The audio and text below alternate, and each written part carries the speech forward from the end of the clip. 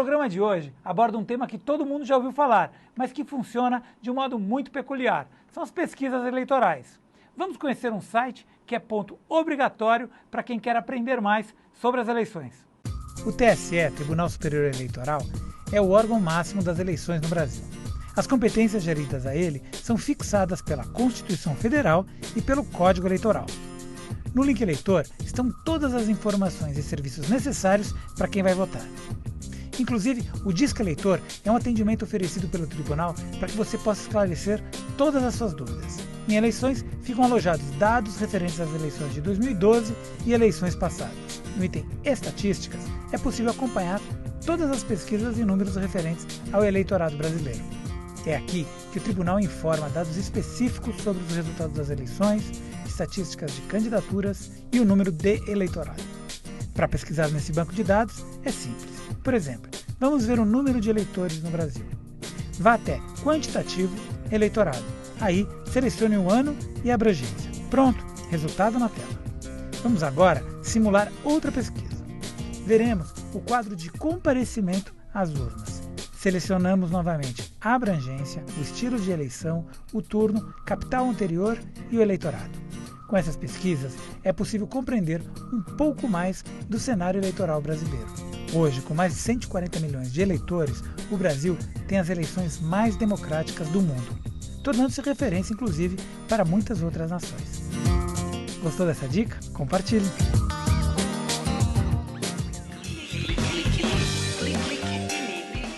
Nossos convidados desse bloco são a Adélia Francischini, que é socióloga e especialista em marketing político, e o Newton César Tristão, diretor do Instituto Opinião. Pela web, o nosso convidado é o João Edson de Souza, que está aqui com a gente de Cuiabá. Ele é professor de Ciência Política da Universidade de Cuiabá. Obrigado a todos aqui por estarem participando do programa. Parece que a gente já tem pergunta aqui. Deixa eu achar a pergunta. Aqui, é preciso autorização para se fazer uma pesquisa eleitoral? Vou começar com o Newton. A partir do dia 1º de janeiro desse ano, como a partir do 1º de janeiro de todo o ano eleitoral, onde há eleições, é necessário que se faça o registro. O TSE facilitou nesse ano, centralizando todos os registros em seus sites, né? Anteriormente, os registros eram feitos nos cartórios eleitorais, mas o registro é obrigatório, sim. Não se pode divulgar pesquisa que não tenha sido registrada. Agora, para consumo interno, ou seja, aquelas pesquisas que são utilizadas para nortear as campanhas, essas não são necessários registros. Somente aquelas que têm por objetivo levar ao conhecimento da população. Bacana. Tá ok? Bom, vamos continuar aqui. Eu lembro que o João tinha pedido a palavra aqui, ele queria falar alguma coisa. Vamos lá, João. Exato. É incrível a sedução que a pesquisa ela proporciona, tanto nos candidatos quanto no eleitor. Agora, a própria pesquisa em si, porque todo mundo fala que a pesquisa não tem valor, que a pesquisa foi comprada, mas é um desespero para ver o resultado da pesquisa. É tanto que jornais, telejornais anunciam com 24 horas, 48 horas antes, que vai ser lançada uma pesquisa. E agora, a própria pesquisa, ela produz um efeito nos candidatos extremamente interessante que eu coloco como um atentado contra a própria pesquisa. Vou dar um exemplo aqui. Imagine vocês um município que tenha 8 candidatos a prefeito. Quantos? 8 candidatos a prefeito. Tá. Você terá um candidato feliz, falando bem da pesquisa, e 7 candidatos falando contra a pesquisa. É verdade. Então, automaticamente, existe também um marketing voluntário contra o processo da pesquisa. E aí existe uma relação que a gente faz, que é a chamada média. Média sempre é muito ruim. Existe sim as pesquisas de qualidade, a pesquisa bem trabalhada, a pesquisa que segue o método corretamente, mas existe a pesquisa mal intencionada. E essa pesquisa não é só de consumo interno. Nós sabemos que a pesquisa ela pode ser manipulada na coleta de dados. O TRE, o TSE, ele não consegue controlar a coleta de dados. Ele controla a questão do registro, o tempo de pesquisa, a relação dos resultados, os dados. Quando você média entre as pesquisas que não dão certo, são as pesquisas manipuladas, com as pesquisas que são feitas cientificamente, só lembrando, aqui é feito científica correta, como a Adélia disse, ela tem uma margem de 5% de erro. Se você somar esse erro com as pesquisas que são feitas já com resultado pronto, que esse comportamento na sociedade. Então é muito difícil retirar hoje da sociedade o conceito que as pesquisas não são manipuladas, mesmo tendo as pesquisas feitas corretamente.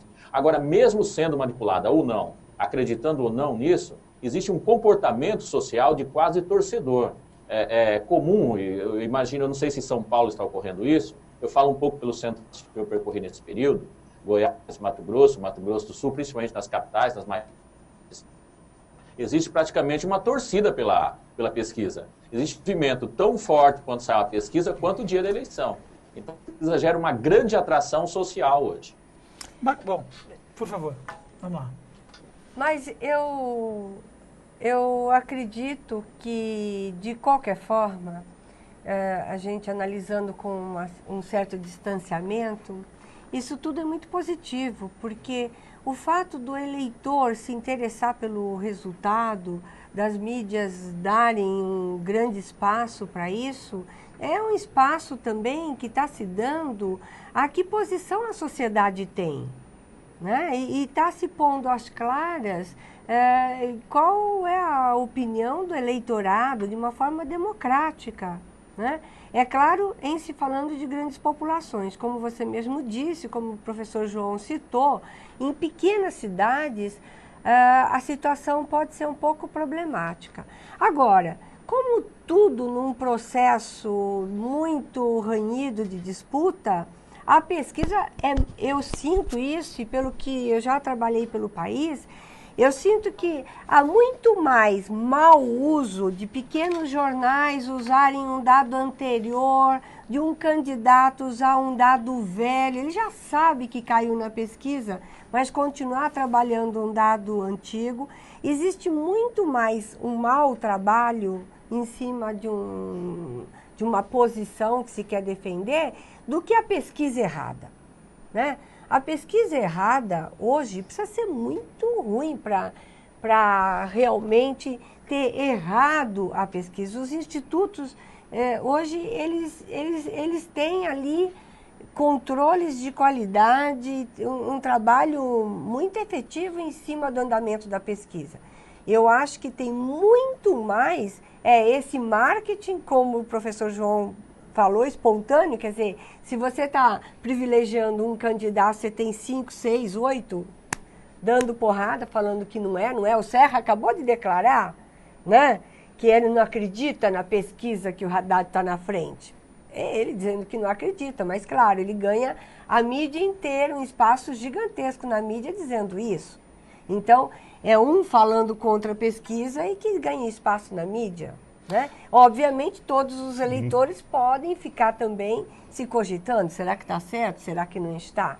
Agora, tecnicamente, 5% não é muito, essa margem de erro não é muito, 5%. Nós temos duas coisas diferentes. Vamos lá.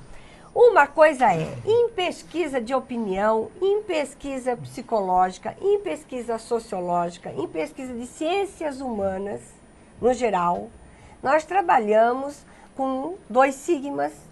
E isso, que é sigma? Isso significa que nós trabalhamos com um grau de variabilidade do dado, né, que nos permite fazer um estudo comportamental, sabendo que o comportamento seria muito oneroso para medir um comportamento, fazer uma pesquisa científica como das exatas. Se nós formos fazer uma pesquisa para aviação ou para química, né? Nós fazemos a 3 sigmas, é mais rigoroso. Ela é muitíssimo maior enquanto número de casos. O rigor de processo é o mesmo, mas o número de casos é muitíssimo maior. Uhum. Então, não seria possível você fazer rapidamente. E também é uma precisão, até que ponto todo mundo precisa ter precisão de tudo. Qual é o custo-benefício disso? Né? É um custo que não se paga. Tristão. Oi. Qual que é a sua opinião sobre isso? Olha, eu acho que aqui a gente tem que dividir em duas discussões, né? Primeiro, efetivamente, o que eu vejo dentro do meio, principalmente em relação aos veículos de comunicação. Existe uma tendência de fazer uma leitura da pesquisa como se fosse, sabe, a mecânica, um ramo da física.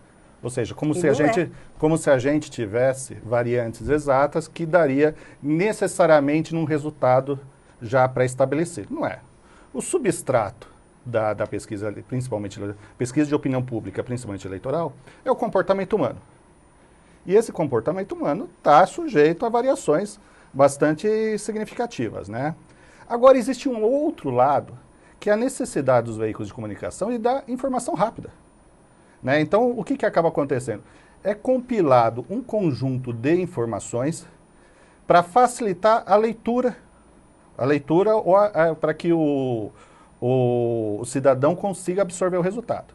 Só que necessariamente, às vezes, essa compilação de dados necessariamente leva a visões equivocadas. Vou te dar um exemplo bastante claro. Mais ou menos há 10 dias das eleições, 10, 12 dias das eleições, a gente tinha elementos que poderiam dizer o seguinte: o candidato do PRB, Celso Russomano, existia a possibilidade de estar fora do segundo turno.